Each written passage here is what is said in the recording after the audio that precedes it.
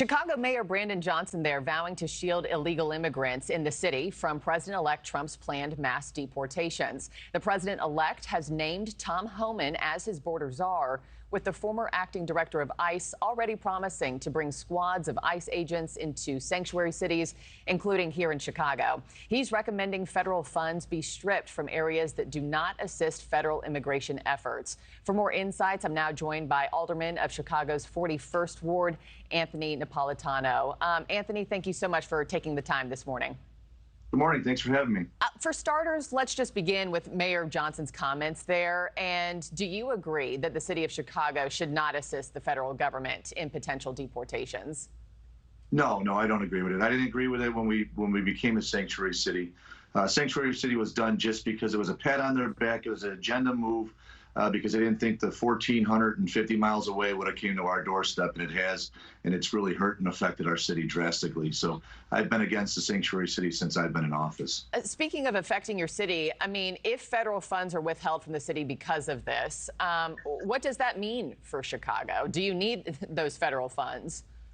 Oh, we need those funds like you cannot believe. The city is in such disarray right now, and because we're working a deficit budget of almost $1 billion right now in Chicago, and a large portion of that deficit is because of these illegal immigrants that have come up into Chicago and the allocation of city funds to help them. It's been catastrophic for the city of Chicago, and if you take away those federal funds, it's only going to get worse for us here. But you're willing to, or I guess the city, not you in particular, but the mayor is willing to forfeit those funds in order to not comply with this.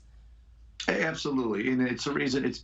It's not taking ownership of saying you made a mistake. We made a mistake here. We thought it was a good thing. It didn't work out for us properly. It's hurting the city of Chicago. Let's pull back on our sanctuary city status, close it off, work with the federal government, pull some of these illegal immigrants out of the city, and allocate funds back to the citizens of the city of Chicago.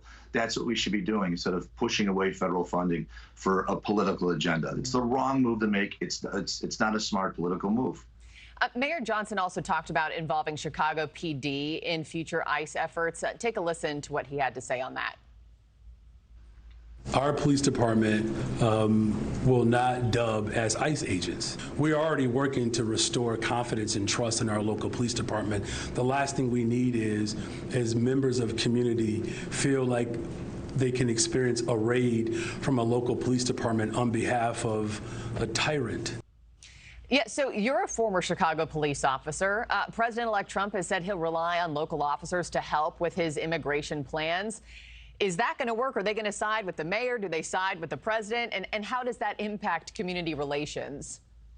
Well, unfortunately, they're going to have to side with the mayor because their jobs will be at hand. And the mayor has not been a part of rebuilding trust of the Chicago Police Department. It's been a part of this agenda, defund the police movement, that has been demonizing the police for the last 5 years here. That's why we can't get anyone to take this job.